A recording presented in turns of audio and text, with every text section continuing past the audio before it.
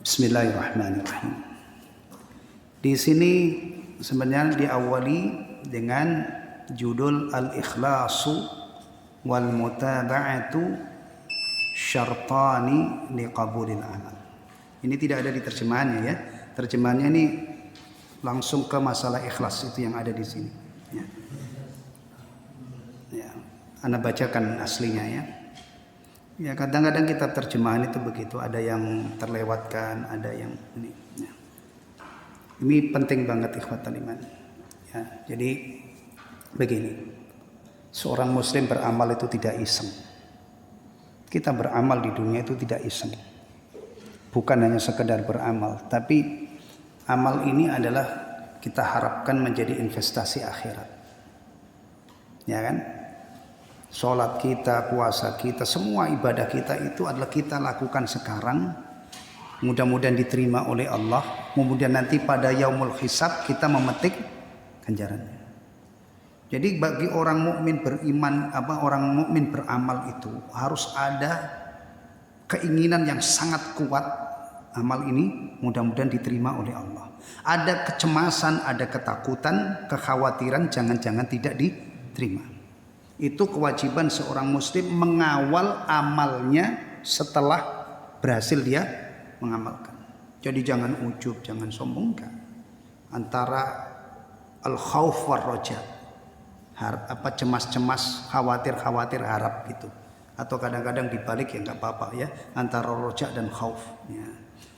Nah, karena seorang muslim itu cita-cita terbesarnya dari amalnya adalah diterima oleh Allah, maka mempelajari bab yang menjelaskan tentang syarat diterimanya amal. Itu klop banget untuk orang-orang yang punya cita-cita istimewa tadi. Ya. Karena kalau amal itu tidak diterima, rugi dunia akhirat kan kita. Misalnya ini orang di luar sana Masya Allah pada enak-enak, kita beramal, tiba-tiba amal kita tidak diterima. Padahal kita sudah susah payah melakukan, dan nggak diterima, kan rugi. Ya kan, puasa misalnya sudah lapar-lapar tapi nggak diterima oleh Allah, kan rugi. Apalagi sudah mengeluarkan harta, ya kan, itu benar-benar dia diterima oleh Allah, kan rugi. Maka ikhlas dan mutaba'ah, ikhlas dan mutaba'ah itu maksudnya mengikuti, meniru, ya, bukan mengada-ada. Rasulullah SAW yang kita ikuti. Ya. Nah ini kaitannya dengan syahadah kita. La ilaha illallah, paduannya apa? Muhammadur Rasulullah. Ini kontrak kita ya. Ya.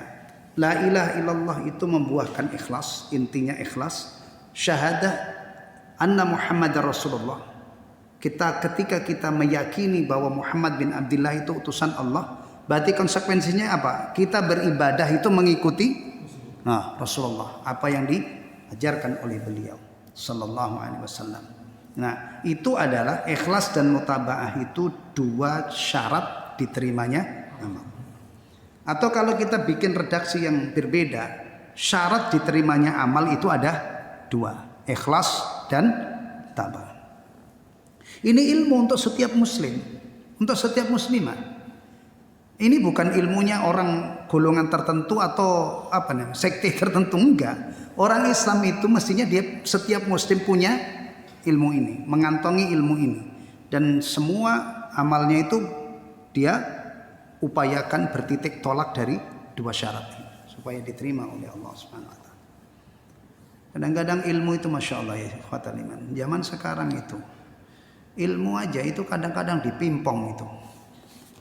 Kadang-kadang ada orang ngaji tauhid itu kayaknya ilmunya untuk golongan tertentu. Padahal tauhid itu dulu disebarkan oleh para rasul itu kepada khalayak umum.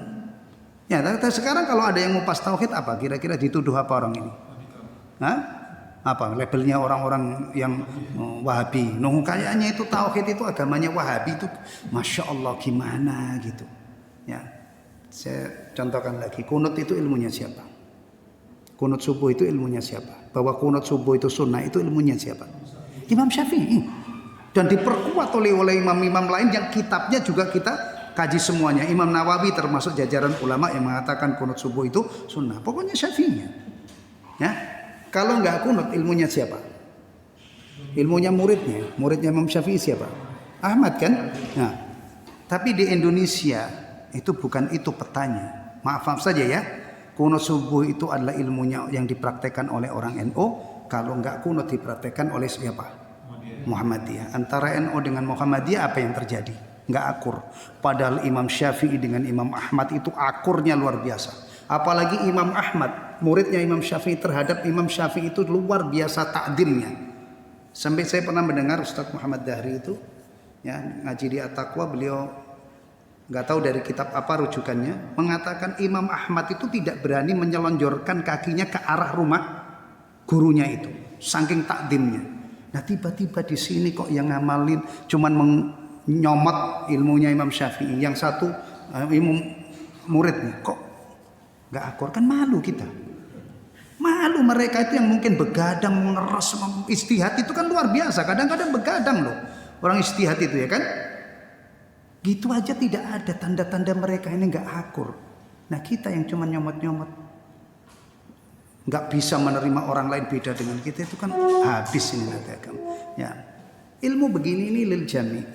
Mestinya itu orang apa saja organisasinya, apa saja partinya itu dia punya ilmu ini. Kalau ibadah saya pengen diterima oleh Allah, maka saya harus melengkapi dua syarat, yaitu saya harus ikhlas dan mutaba'ah. Iya. Nih, sana bacakan ininya.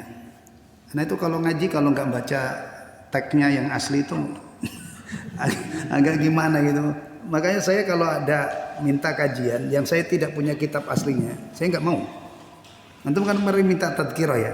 Misalnya pertama saya tidak berani mengkajikan ini karena saya belum tahu bagaimana komentar para ulama terhadap kitab ini secara ini. Karena itu kan tulisannya kitab Imam Al-Qurtubi ya. Taib rahimahullah. Ini begini nih, apa namanya penjelasannya. La yaqbalullahu azza wa jalla. Allah azza wa jalla tidak menerima amalan minal a'mal, satu amalan apapun ya dari amal-amal ibadah, hatta yatawaffara fihi syartan, hingga terpenuhi padanya dua syarat. Ya. Fal awal, yang pertama huwal ikhlas wa huwa syartul batin. Ya. Yang pertama adalah ikhlas dan ini syarat batin. Batin, karena ikhlas itu di hati loh ya. Bukan seperti sebagian orang itu ikhlas itu di mulut, terima saya ikhlas loh, saya ikhlas. Enggak. Ya, hati. Ini namanya mizan batin. Kalau istilah Syekh Ibnu Utsaimin ini menggunakan istilah mizan, timbangan standar batin. Harus ikhlas, memurnikan ibadah hanya untuk Allah Subhanahu wa taala. Ya. Taib watsani, yang kedua huwa mutaba'atu sunnati Rasul sallallahu alaihi wasallam, yaitu mengikuti sunnah Rasul sallallahu alaihi wasallam. Sunnah itu ya agama yang dipraktekkan oleh Rasulullah, itu namanya sunnah. Ya, ini kadang-kadang campur aduk dengan hukum taklif. Hukum taklif itu kan ada wajib, adiknya wajib apa? Sunnah. Itu beda tempatannya ya. Jadi kadang-kadang ada orang yang tidak paham ini, nanti rancu. Antum dulu pernah dengar gak? Di Indonesia ini ada aliran namanya inkarus sunnah. Inkarus sunnah pernah ada kan? Waktu itu saya masih kecil. Ya. Itu maksudnya bukan mengingkari amalan-amalan yang hukumnya sunnah, bukan mengingkari sholat sunnah, bukan mengingkari puasa sunnah, bukan itu. Maksudnya mengingkari sunnah Nabi sebagai hujjah. Makanya ingkarus sunnah itu nama globalnya adalah Qur'aniyun. Di Qur'aniyun, apa itu maksudnya? Orang-orang yang punya keyakinan cukup berpegang teguh dengan Quran, tidak usah berpegang teguh dengan sunnah. Wow, ini kelihatannya keren itu, tapi kalau dicermati, ini sebenarnya sama dengan gerakan membekukan Al-Quran. Karena Quran itu tidak mungkin kita amalkan ini tanpa dipadukan dengan sunnah. Saya tanya, sholatnya orang yang cukup dengan Al-Quran gimana? Sholatnya orang yang mencukupkan Al-Quran tok, tidak berpegang dengan sunnah, gimana? Dia baca Fatihah, emang ada dalam Al-Quran itu suruh baca Fatihah. Bacaan tahiyat ada dalam Al-Quran. Praktek sholat mulai dari takbiratul ihram, berdiri, kemudian rukuk, i'tidal, sujud ada dalam Al-Quran. Gak mungkin, ya kan? Maka kalau ada orang mengatakan atau berprinsip ingkarus sunnah atau Qur'aniyun, itu sebenarnya sama dengan membekukan Al-Quran. Tidak mungkin bisa diamalkan dengan benar. Tayyib. Nah, wahuwa syartud zahir, dan ini adalah syarat luar. Jadi ada lahir, ada batin. Yang batin itu ikhlas. Ya. Kemudian wadalla ala hadzal makna kitabullahi al-munazzal wa sunnatun nabiyil mursal. Antum perhatikan ya, kekuatan sebuah prinsip yang dipegangi oleh seorang muslim, yang menjadi pegangan seorang muslim, itu adalah dalil. Seandainya misalnya ini ya, pernyataan ini, ada orang membuat pernyataan syarat diterimanya amal itu dua, ikhlas dan mutaba'ah. Tapi ternyata setelah dihubungkan dengan Al-Quran dan Sunnah tidak nyambung. Tidak ada ayat yang menjadi landasan ini, tidak ada sunnah juga yang menjadi landasan ini. Otomatis rontok. Kalau dipasarkan tidak mungkin punya kekuatan untuk diterima. Ya.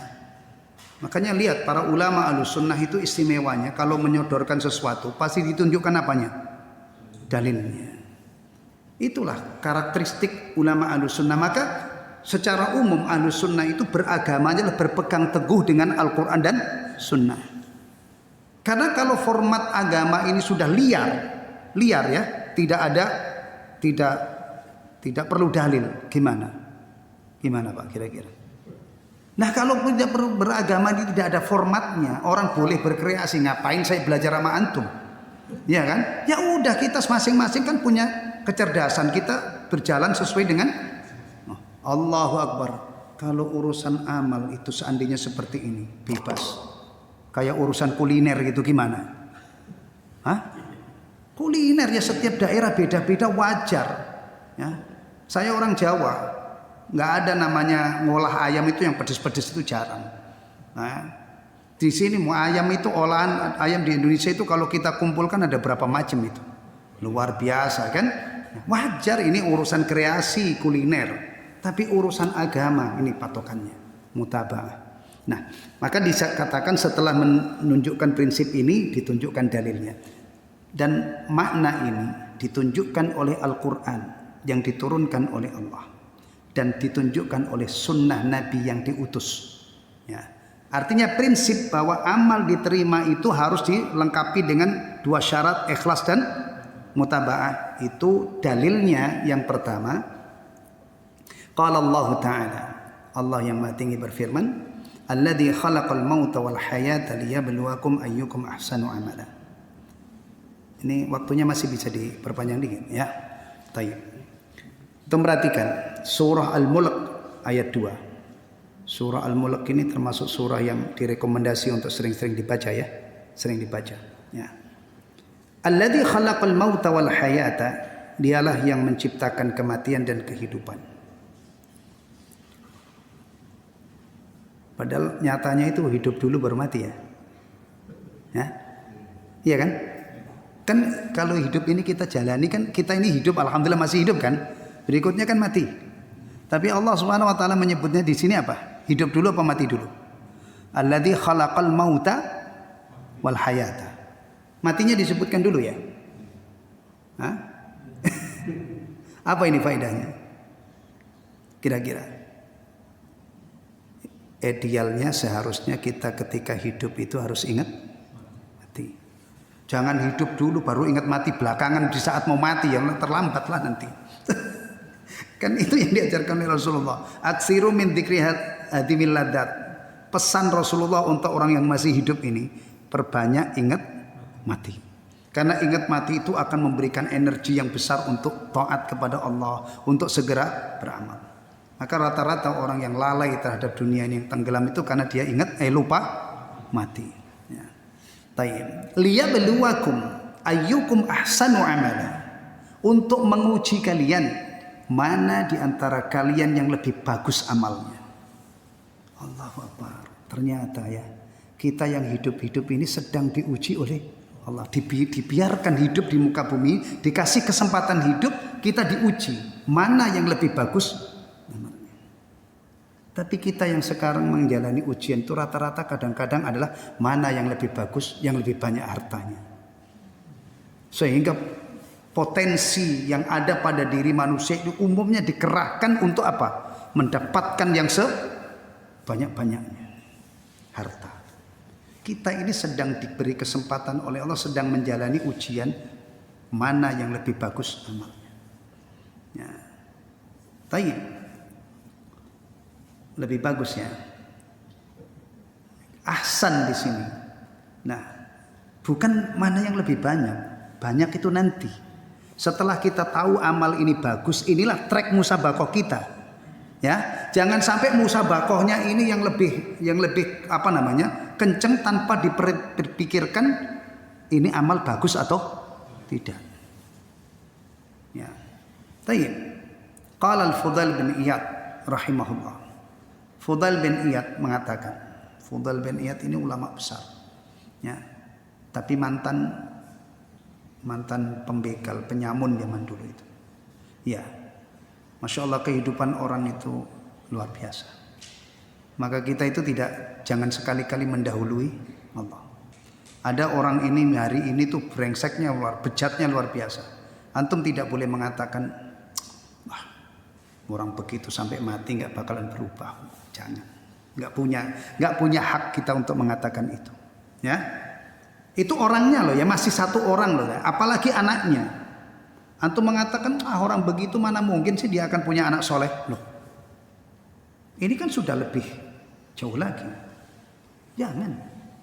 Itu kita tidak punya hak untuk mengatakan itu karena kita tidak tahu apa yang dikehendaki oleh Allah dari orang ini. Ini penting banget. Karena ada satu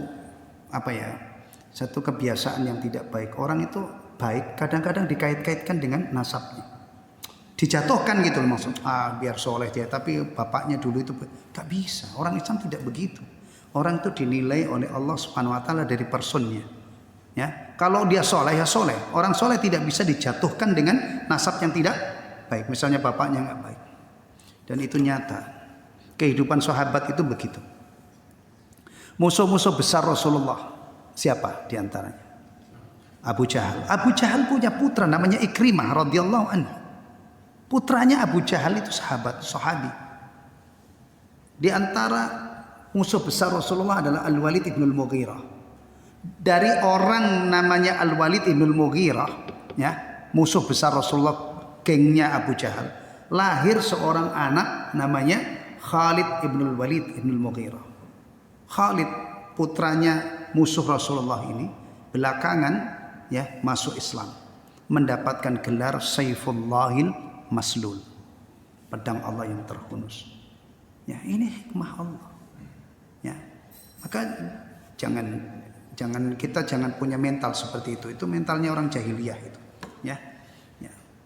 Demikian juga orang hari ini lembarannya kelam banget, besok dia sudah putih bersih. Dia merangkak-rangkak ke pintu taubat, akhirnya dia bertobat taubatan nasuha, bisa menjadi orang baik. Satu orang loh ya, punya lembaran ini. Nah, sampai hari ini. Antum kalau melihat kisah-kisah mu'alaf itu, Masya Allah. Mu'alaf itu orang-orang top. Saya kemarin itu lihat, siapa itu? Ahli matematika, profesor matematika. Ahli matematika Amerika. Saya ngikutin perjalanan bagaimana dia menjadi mu'alaf. Tadinya dari keluarga non-muslim, Katolik. Ya.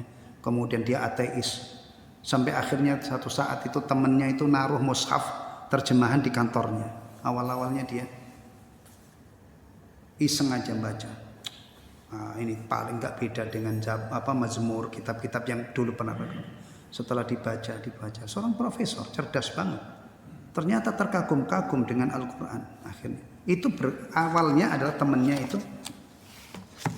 Terakhir yang saya baca kisah mu'alaf misalnya, ada seorang doktor dari Amerika juga ditugaskan di Riyadh untuk pentaskhih terjemahan Al-Quran ke dalam bahasa Inggris. Jadi dia ini ahli bahasa Inggris ya. Karena kalau saya lihat tugasnya ke Riyadh itu adalah untuk mentaskhih mengoreksi terjemahan Al-Quran berbahasa Inggris. Bayangannya itu, waduh nanti saya di Riyadh ini ketemu teroris orang-orang Islam yang brengsek itu. Karena selama ini informasi tentang orang Islam itu memang mengerikan. Setelah di Riyadh dia kaget. Ternyata Masya Allah di Riyadh itu dia diperlakukan, bahkan orang-orang Arab itu ada yang ngajak dia ngopi ke rumahnya, dia tidak sama sekali tidak membayangkan akan ketemu orang-orang yang begini. Maka ikhwatal iman, tolong tunjukkan akhlak yang baik. Akhlak yang baik itu pesonanya luar biasa. Berapa banyak orang-orang yang masuk Islam itu karena terpesona melihat akhlak yang bagus. Itu juga masuk Islam, ya. Padahal itu doktor, ahli teologi, kemudian juga ini bisa mendapatkan hidayah. Ya, bisa saja umurnya ini sekian puluh tahun habis untuk anti Islam kan, tiba-tiba bisa. Fudail bin Iyad rahimahullah yang ucapannya dikutip ini juga tadinya adalah pembegal kelas kakap, dapat hidayah berubah menjadi ulama. Nah ini sebelum Fudail bin Iyad ada tokoh yang lebih dahsyat lagi, namanya siapa? Umar ibn Khattab radhiyallahu anhu. Umar bin Khattab itu waktu awalnya masih musyrik, ganasnya sama orang Islam luar biasa. Sampai ada ungkapan mengharapkan Umar masuk Islam itu ibarat mengharapkan kuda berubah menjadi keledai. Tapi nyatanya dapat hidayah dari Allah. Rasulullah memang berdoa kepada Allah agar Islam itu diperkuat dengan salah satu Umar bin Khattab dengan Amr bin Hisham. Umar bin Khattab dan Amr bin Hisham. Amr bin Hisham itu adalah nama lain Abu Jahal. Nama aslinya Abu Jahal. Ternyata yang diberi hidayah oleh Allah ya Umar bin Khattab radhiyallahu. Maka sepanjang orang itu hidup, antum jangan mendahului Allah. Itu pesan saya. Antum kalau misalnya melihat orang ini, demikian juga kalau orang itu hari ini istiqomah ya kita berharap mudah-mudahan istiqomah. Tapi antum tidak boleh memastikan, wah orang begini ini pasti sampai matinya. Loh, kadang-kadang hari ini istiqomah. Kalau orang yang antum harapkan husnul khatimah dia ceroboh, dia tidak hati-hati, itu harapan kita meleset. Ya. Nih, karena kadang-kadang orang itu kalau beragamanya kenceng, semangat banget, itu kan nggak bisa terima orang salah kan. Jujur aja, orang Islam yang girahnya itu meletup-letup dari agama itu biasanya ini yang harus dititik, ini yang harus diwaspadai. Ya, tidak bisa menerima orang salah. Nah, sikap tidak bisa menerima itu kadang-kadang sampai begitu. Udah, nggak usah deketin dia itu. Nggak bakalan berubah 7 turunan. Astagfirullah, kita itu nggak punya hak untuk itu. Hati seseorang itu dibolak-balikkan oleh Allah sekehendak Allah. Baik, balik ke sini. Apa kata Fudail bin Iyad rahimahullah? Huwa akhlasuhu wa aswabuhu. Yang dimaksud dengan ahsanu amala, untuk menguji kalian mana di antara kalian yang paling bagus amalnya. Itu kalau menurut Fudail bin Iyad adalah mana yang paling ikhlas dan paling akurat, paling benar. Ya. Fa innal amala idza kana khalisan, karena sesungguhnya amal itu jika dilakukan dengan niat yang ikhlas, walam yakun shawaban, namun tidak benar amalnya, lam yuqbal, tidak diterima. Misalnya ya, contoh konkretnya, orang ini sholat sudah ikhlas niatnya, tapi pelaksanaannya sholat itu di pelaksanaan sholatnya tidak mengikuti sunnah. Yang jelas-jelas tidak mengikuti sunnah, misalnya jumlah rakaat merubah, tidak mau mengikuti sunnah. Ya.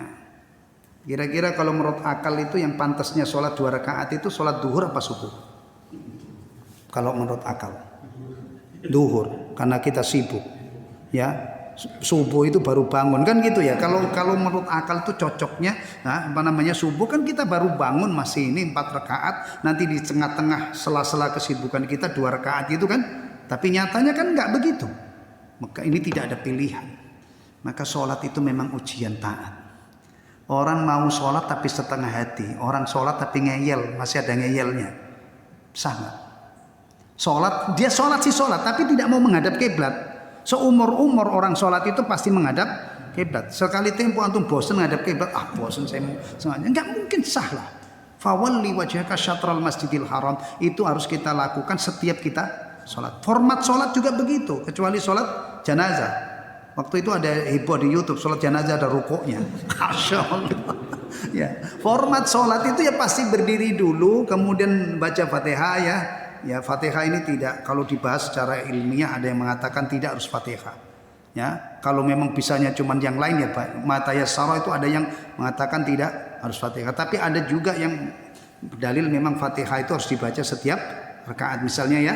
Tapi format secara gerakan kan berdiri dulu, ruko itu kan, kemudian i'tidal, sujud. Kalau misalnya ada orang sholat sih sholat, tapi kaifiyah sholatnya itu jauh melenceng dari dia berdiri langsung sujud, nanti rukuknya setelah sujud kan kacau itu.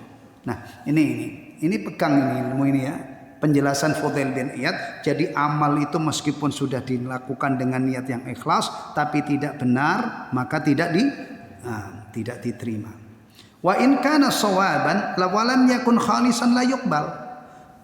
Kalau seandainya amal itu benar tapi niatnya itu tidak ikhlas karena Allah, maka tidak diterima. Maka kesimpulannya, untuk diterimanya suatu amal mutlak dibutuhkan dua syarat ini.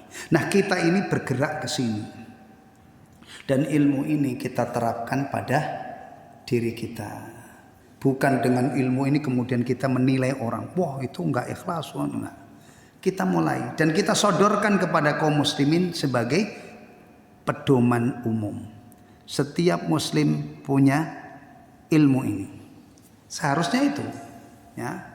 Jangan ilmu ini dibuang-buang. Wah itu mah ilmunya orang-orang kelompok ini doang, ini enggak. Nah, enggak, ilmu sepanjang itu bersumber dari Al-Quran dan Sunnah, maka itu adalah umum, ya, tidak milik golongan tertentu. Ya. Taib. Wa qala ta'ala, dan Allah yang Maha Tinggi berfirman, "Faman kana yarju liqa'a rabbih falyamal 'amalan shalihan wa la yusyrik bi ibadati rabbih ahada." Barang siapa yang mengharap pertemuan dengan Rabbnya dalam keadaan dirahmati, maka hendaknya dia beramal saleh dan tidak menyekutukan Tuhannya dengan sesuatu apapun dalam beribadah kepadanya. Fal 'amalus saleh wal muwafiq lis sunnah. Ini ya. Ini juga kadang-kadang solehnya suatu amal itu menjadi rebutan, itu menjadi klaim. Ya. Kita kalau bicara amal soleh itu standarnya bukan selera, tapi diukur dengan ukuran yang netral. Ya. Nih, fal amalus salihu huwal muwafiqu lis sunnah. Amal soleh itu adalah yang sesuai dengan sunnah. Selama amal itu sesuai dengan sunnah berarti saleh. Nah ini kadang-kadang begini ini udah gontok-gontokan tuh kan, runyam juga. Wa adamu syirki wal ikhlas, dan tidak syirik itu adalah ikhlas. Jadi kalau ayat Al-Kahfi 110 ya, ayat terakhir itu mengatakan apa yang harus dilakukan tadi kalau orang itu berharap bertemu dengan Allah dalam keadaan sejahtera, dalam keadaan dirahmati, siapkan amal saleh. Ya ayyuhalladzina amanu taqullaha wal tanzur nafsum ma qaddamat lighad. Ya.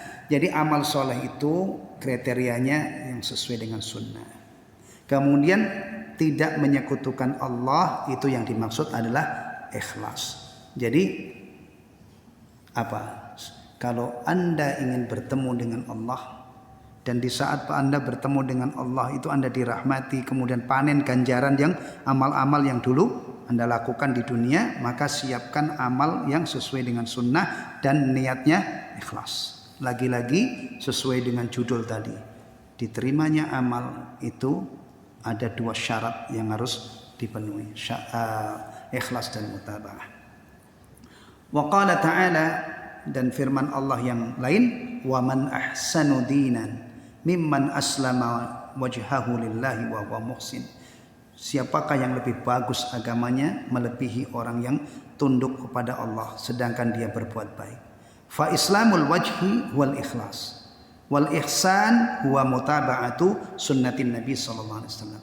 Yang dimaksud dengan penyerahan diri itu adalah ikhlas, yang dimaksud dengan ihsan adalah mengikuti sunnah. Artinya Syekh Dr. Ahmad Farid hafizahullah telah membuktikan bahwa pernyataan beliau bahwa syarat diterimanya amal itu ada dua, yaitu ikhlas dan mutaba'ah. Ini bukan pernyataan abal-abal, ya, karena beliau sudah menunjukkan ayat-ayat yang sebagai dalil daripada pernyataan itu. Inilah kekuatan agama kita.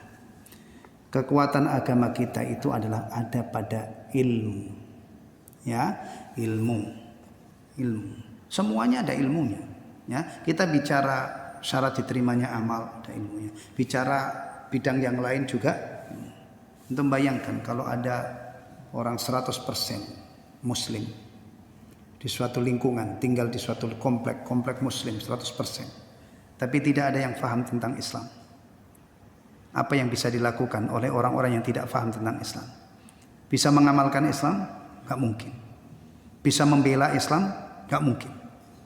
Karena serangan-serangan Islam itu tidak selalu dengan bom, tidak selalu dengan senjata, tapi dengan serangan Islam itu melalui jalur syubhat, berbagai macam pemikiran-pemikiran yang menyimpang. Kalau orang tidak faham Islam gimana? Tapi alhamdulillah, kita bersyukur karena Rasulullah SAW menyatakan, ya, selalu ada kelompok di dalam Islam ini yang setia membela agama Allah Subhanahu wa taala, enggak takut celaan orang, enggak bakalan mundur dengan berbagai macam rintangan, ya. Selalu mengutamakan kebenaran adalah al-jamaah atau al-sunnah wal jamaah. Alhamdulillah. Setiap ada orang yang merusak agama Allah, pasti selalu tampil ulama-ulama yang bisa membungkam mereka. Alhamdulillah. Kita ingin jadi ini. Meskipun di satu sisi Rasulullah juga menghabarkan di akhir zaman itu umatnya akan rame-rame mengikuti siapa? Yahudi dan Nasrani. Tapi bukan 100%. Masih ada taifah golongan yang setia berpegang teguh dengan Islam. Nah, ini kegiatan-kegiatan seperti ini itu besar banget manfaatnya. Ya, kita belajari agama, mudah-mudahan kita bisa mengamalkan agama kita ini. Ya, kita bisa ikut andil menegakkan agama, bisa membela kalau ada orang-orang yang menuduh agama kita ini dengan tuduhan-tuduhan yang tidak baik. Ya, dan itu sejak dulu. Tuduhan yang tidak baik itu sejak dulu. Orang-orang yang melihat betapa mulianya Rasulullah, betapa Rasulullah itu jujur, tidak pernah dusta.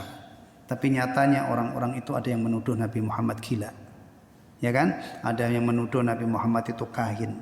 Ada yang kahin itu paranormal. Ada yang menuduh Nabi Muhammad itu penyair. Ada yang menuduh apa itu yang disampaikan Muhammad itu bohong, itu bukan wahyu. Dia hanya ngambil cerita dari orang-orang terdahulu, namanya asatirul awalin. Dibantah semua oleh Allah Subhanahu wa taala. Wallahu ta'ala alam bissawab. Nah, setelah ini barulah nanti kita merujuk ke terjemahan kita ini, ya. Ayat yang ada di depan kita, Al-Ikhlas. Kemudian nanti kita akan dapat Masya Allah ilmu tentang ikhlas, ya. Kutipan-kutipan tentang ikhlas dari para ulama-ulama terdahulu itu apa gitu. Ya. Mudah-mudahan pada pertemuan berikutnya nanti bisa kita lanjutkan, ya. Kita masih punya ini, belum Ramadan, ya. Bulan depan belum Ramadan, ya. Nah, kalau tahu misalnya nanti ke ini Ramadan, insya Allah lanjut lagi pada Ramadan. Ini ikhwatal iman, ya, yang bisa kita awali pada pertemuan pertama, pertemuan perdana dari kajian Tazkiyatun Nufus. Mudah-mudahan tadi motivasi yang saya sampaikan di muqaddimah, ya, dan sedikit kita sudah mencicipi kitab ini, ya, mudah-mudahan membuat kita ketagihan, ya.